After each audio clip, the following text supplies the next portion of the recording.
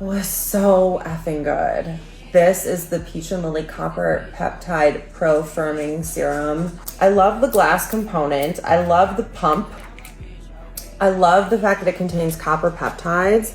Copper peptides are what make it blue. You can barely see it, I guess, because maybe you can see a little bit, but this was like the most watery formula. Can you see it? That's like shaking. Literally like a watery fluid. Because of the watery viscosity, it absorbs so easily. The ingredients in here were insane. Like tons of peptides, tons of antioxidants. Like it even had like a little bit of squalane oil, I think. Like squalane oil or any type of oil actually increases ability to penetrate the skin. That little bit of squalane helps for deeper penetration. The fact that your oil glands are all oil, so in order to get inside them, like you need a little bit of oil. That's why I thought this formula was A+ for so many reasons, and I just really enjoyed using it. It was something I was excited about every day to do.